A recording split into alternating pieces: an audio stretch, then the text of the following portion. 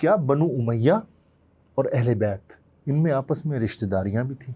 جب خاندانی لوگ تھے تو خاندانی لوگ تو اپنے خاندان میں رشتے قائم کرتے ہیں، لیکن ان اختلافات کے باوجود بھی رشتے ناتے ہوتے رہے۔ پھر خاص طور پہ حضرت علی اور حضرت امیر معاویہ کے درمیان اختلاف ہوا، جی کیا اس وقت اور اس کے بعد بھی رشتہ داریاں جاری رہیں؟ اگر آپ پہلے کی بات کرتے تو ہو سکتا ہے لوگ کہیں جی ہو سکتا ہے۔ اس کی وجہ یہی تھی نا، دیکھیں بیسیکلی خاندان تو ایک تھا، جب خاندان جو ہے وہ تقسیم ہوتا ہے تو کچھ لوگ ادھر ہو جاتے ہیں، کچھ ادھر ہو جاتے ہیں۔ پھر رملہ بنت علی کی شادی ہوئی معاویہ بن مروان بن حکم بن الاس سے۔ حیرت کی بات ہے، حضرت علی کی صاحبزادی کہاں چلی گئی؟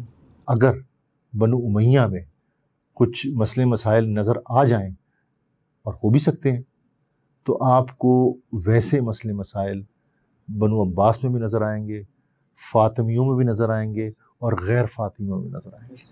بنو امیہ کی برائی بیان کرنے میں مبالغہ آرائی زیادہ ہوئی ہے۔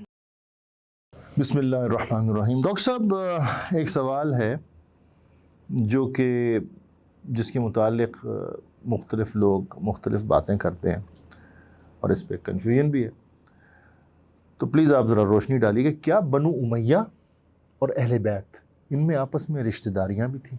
بسم اللہ الرحمن الرحیم۔ دیکھیں ڈاکٹر صاحب، ابھی تو ہم نے پچھلا ایپیسوڈ اسی بات پہ کیا ہے نا کہ دونوں اوپر سے بھی رشتہ دار تھے۔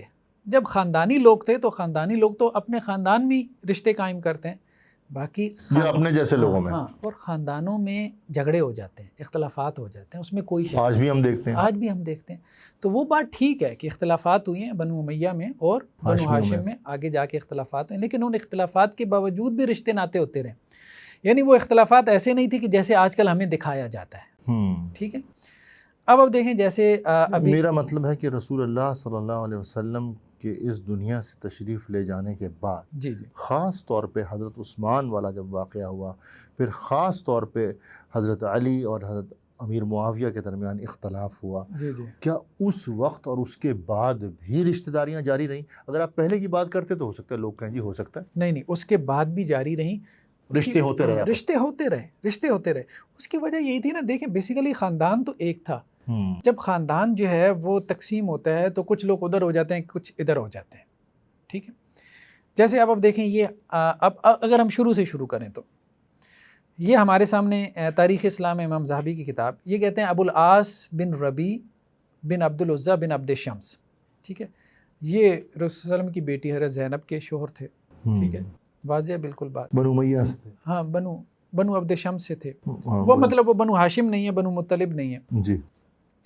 اچھا، اسی طرح اب آپ دیکھیں کہ یہ ہمارے سامنے تاریخ دمشق ہے، ابن عساکر کی کتاب، یہ کہتے ہیں زینب بنت حسن بن حسن، اب یہ وہی بات آ گئی، زینب بنت حسن بن علی، چوتھی پشت، حضرت حسن کی پوتی، حضرت حسن کی آپ کہہ لیں پوتی، بالکل ٹھیک ہے، زینب بنت حسن بن حسن، ٹھیک۔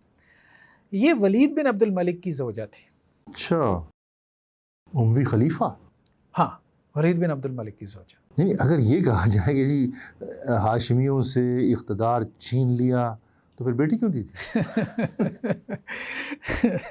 دیکھیں ڈاکٹر صاحب، ان کے پاس بھی ہر قسم کی توجیہ موجود ہے، ایک خاص قسم کے طبقے یا فرقے کے پاس جی زبردستیاں لے لیتے تھے۔ دیکھیں ہم ہاشمیوں کو بھی تو غیرت مند مانتے ہیں، ہاں، ایسا نہیں ہوتا کوئی کسی کی بیٹی لے سکتا ہے۔ شریف النفس نوبل لوگ تھے، کیا یہ پاسبل ہے کہ ہاشمیوں کی بیٹی زبردستی دوسرے اٹھا کے لے جائیں اس ٹرائبل معاشرے میں؟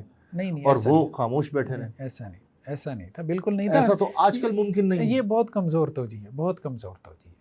دیکھیں نا، پاکستان میں جہاں قبائلی علاقے ہیں، دو قبیلے کی چلے رشتہ داری ہے کہ کسی کی بیٹی اٹھا کے لے جائیں کسی طاقتور دیکھیں نا، یہ بات انہوں نے وہاں پہ بھی کی کہ حضرت علی نے اپنی بیٹی جو ہے وہ حضرت عمر کو دی، حضرت عمر کو دی تھی، ام کلثوم زبردستی لے، تو وہاں بھی انہوں نے یہ توجیہ کر دی، حالانکہ ایسی بات کچھ ہے نہیں۔ ہم چلے اس وقت ہاشمی اور بنو امیہ کی بات کر رہے ہیں۔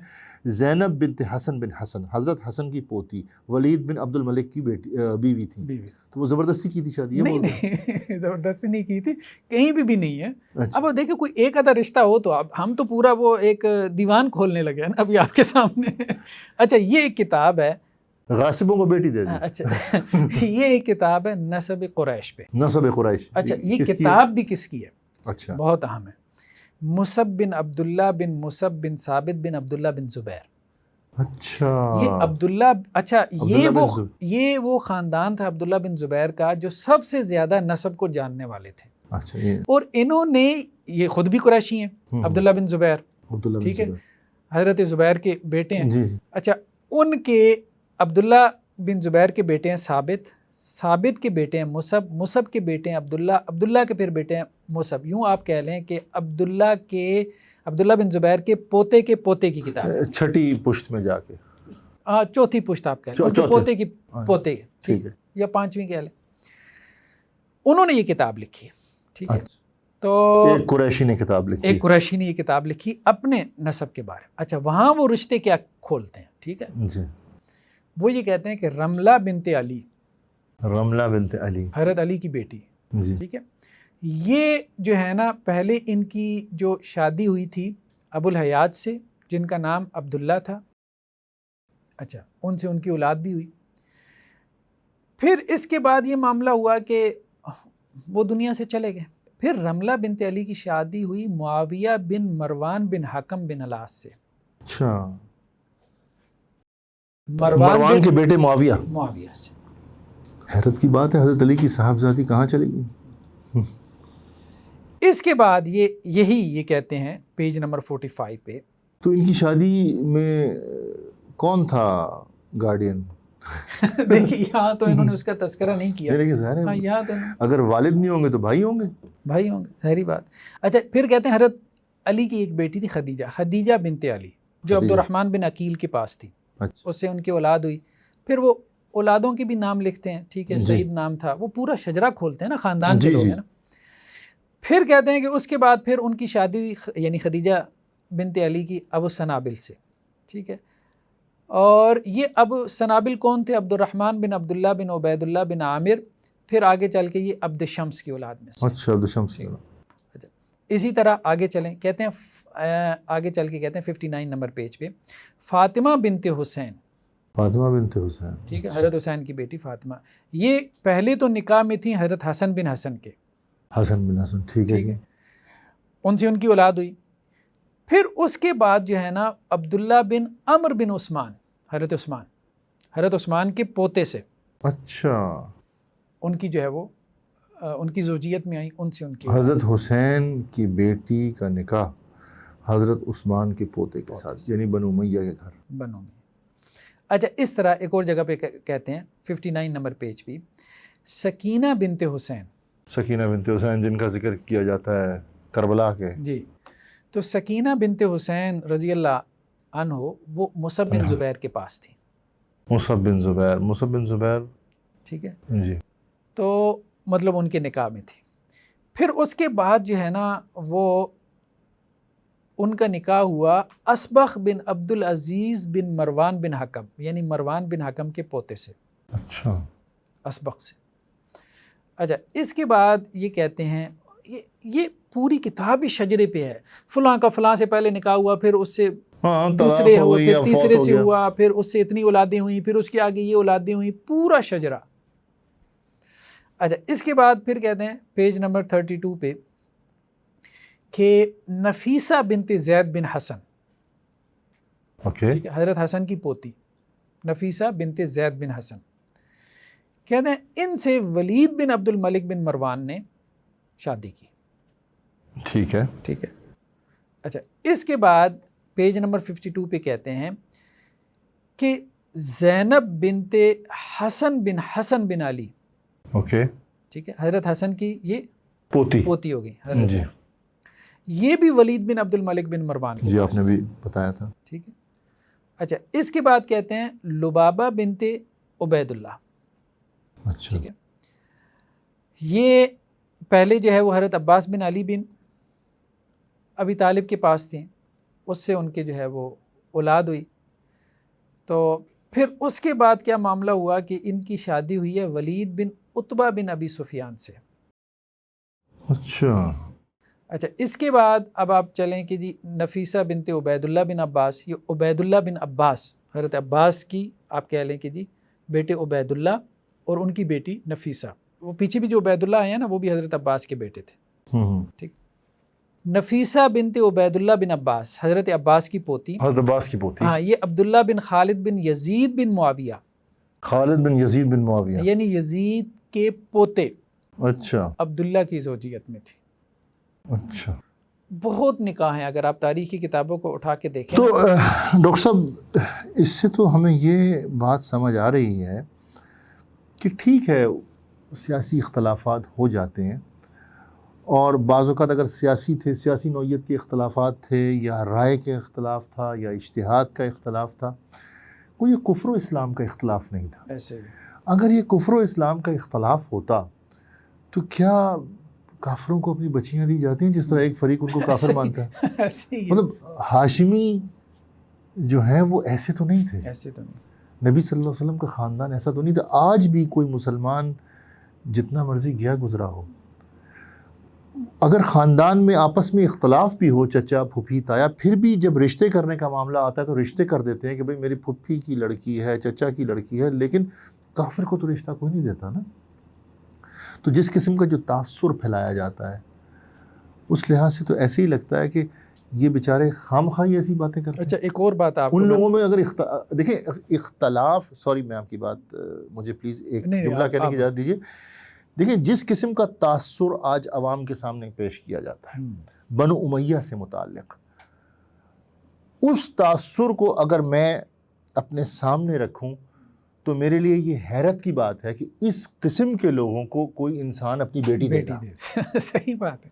لیکن جب ہم یہ پڑھتے ہیں کہ انہوں نے اپنی بیٹیاں دی تھیں تو پھر ایک نیا نیریٹو سامنے آتا ہے کہ اختلاف ہو سکتا ہے اور ہم اختلاف کو ماننے کے لیے بھی تیار ہیں، اور ہم یہ بھی ماننے کے لیے تیار ہیں کہ دین میں تنزلی آہستہ آہستہ سب میں آئی، چاہے وہ ہاشمی تھے چاہے وہ اموی تھے، لیکن ان میں رشتہ داریاں تھیں اور رشتہ داریاں مسلمانوں میں ہی کی جاتی ہیں. دیکھیں نا بھائیوں میں بعض اوقات قتل و غارت ہو جاتی ہے، بالکل ہو جاتی ہے، لیکن رشتے بھی کرتے ہیں. رشتے بھی کرتے ہیں. یہ پاکستان میں آج بھی یہ کلچر ہے، قتل و غارت ہوتی ہے رشتے بھی کرتے ہیں. جی ناراض ہو جاتے ہیں بھائی، میں نے اس کی شکل نہیں دیکھنی، بہنوں سے جھگڑا ہو جاتا ہے، لیکن پھر جیسے ہی کوئی معاملہ ہوتا ہے ساتھ اکٹھے بھی ہو جاتے ہیں اور رشتہ داریاں بھی ہوتی ہیں. تو اس سے ہمیں ایسے لگتا ہے کہ ٹھیک ہے اختلاف تھا، لیکن وہ اختلاف ایسا نہیں تھا کہ جیسا آج ہم کو شو کرایا جاتا ہے. ایسے ہی، کیونکہ جس طرح کا شو کرایا جاتا ہے اس میں رشتہ داری ممکن نہیں ہے. ممکن نہیں، بالکل صحیح. یہ خیر آخر میں ایک چارٹ ہے تو یہ ہم ناظرین کے لیے ذرا دکھا دیتے ہیں. اس میں بہت سے ایسے رشتوں کا تذکرہ ہے جی جو بنو امیہ میں ہوئی ہے اور بنو ہاشم میں ہوئی ہے یا بنو عبد شمس میں ہوئی ہے اور بنو ہاشم میں ہوئی ہے. تو اسکرین پہ اس کو روک کے دیکھا جا سکتا ہے اور اس کے نیچے انہوں نے حوالے بھی دی ہوئی ہیں. بہرحال ہم نے تو اصلی مصادر سے جو ہے وہ یہ چیز دکھا دی. بس ایک آخری بات، عجیب بات یہ ہے بنو امیہ کے اوپر تو یہ الزام ہے کہ جی شاید انہوں نے کوئی ڈرا دھمکا کے رشتے لے لیے تھے. جی تاریخ کی کتابوں میں کوئی ثبوت نہیں ہے. جی لیکن بنو عباس نے بھی رشتے لیے. ہم نے کہا نا جب ان کی حکومت آئی تو انہوں نے فاطمیوں کے رشتے کیے. اچھا تاریخی کتابوں میں یہ ضرور ملتا ہے کہ انہوں نے زبردستی رشتے لے لیے. انہوں نے زبردستی رشتے لے لیے فاطمیوں سے. عباسیوں نے؟ ہاں. اچھا وہاں یہ ضرور ان کے بارے میں یہ تان ضرور ملتا ہے. تو پھر ان کے بارے میں بیان کیوں نہیں کرتے؟ وہ تو ان کو سوچنا چاہیے. تو پھر اگر آپ نے بیان کرنا تو دونوں کے متعلق بیان کیجیے. دونوں کے متعلق بیان کریں. مبالغہ آرائی زیادہ ہوئی ہے. بنو امیہ کی برائی بیان کرنے میں مبالغہ آرائی زیادہ ہوئی ہے. میرا خیال ہے یہی بات جو ہے نا مناسب نظر آتی ہے کہ وہ جو ریسرچ میں کہا جاتا ہے بائسڈ اپروچ ہے. اگر آپ اعتدال کے ساتھ ریسرچ کریں تو آپ کو اگر بنو امیہ میں کچھ مسئلے مسائل نظر آ جائیں، اور ہو بھی سکتے ہیں، تو آپ کو ویسے مسئلے مسائل بنو عباس میں بھی نظر آئیں گے، فاطمیوں میں بھی نظر آئیں گے اور غیر فاطمیوں میں نظر آئیں گے. تو پھر اگر آپ انصاف پسند ہیں تو پھر آپ سب کو بیان کریں. اگر آپ یہ کہتے ہیں کہ بنو امیہ بادشاہت قائم کرنا چاہتے تھے اپنے قبیلے کی، تو پھر ہم کو ملتا ہے کہ ہاشمی بھی سمجھتے تھے یہ ہمارا حق ہے، ہمیں ملنی چاہیے، اور انہوں نے اس بنیاد پہ خروج کیا، لڑائی کی، اور پھر بعد میں آپس میں بھی لڑ پڑے. ہاشمی یعنی فاطمی، غیر فاطمی اور عباسی. عباسیوں نے بھی تو آگے اسی طرح سے چلایا نا. باپ کے بعد بیٹا بنا ہے. جی تو پھر آپ ان کو بھی کرٹیسائز کریں نا. اور انہوں نے کون سے محلات گرا دیے تھے. اور پھر وہ جو فاطمی تھے، دیکھیں نا ہوتا کیا ہے جب جنگ ہوتی ہے تو دو فریق آپس میں لڑتے ہیں، ایک فریق کامیاب ہو جاتا ہے. فاطمی کامیاب نہیں ہوئے، آپ یہی کہہ لیں. انہوں نے کئی دفعہ کوشش کی کہ حکومت ہم کو مل جائے، زید بن علی بن حسین کے زمانے سے ہمیں نظر آتا ہے، بعد میں بھی یہ سلسلہ چلتا ہے، ان کی کوشش کامیاب نہیں ہوئی، شاید اس میں اللہ کی کوئی حکمت تھی، ایسے بھی تو ہم کہہ سکتے ہیں نا، تو کوشش تو سب نے کی، تو پھر سب پہ کرٹیسزم کیجیے، وہی جو آپ فرماتے ہیں اگر کٹا کھولنا ہے تو پورا کھولیں، پھر پورا کٹا کھولیں، اپنی مرضی کا کٹا نہ کھولیں۔ Thank you very much doctor صاحب، آپ کا بہت بہت شکریہ، جزاک اللہ۔ ناظرین، آپ سے دوبارہ انشاءاللہ تعالی ملاقات ہوگی۔ السلام علیکم ورحمۃ اللہ وبرکاتہ۔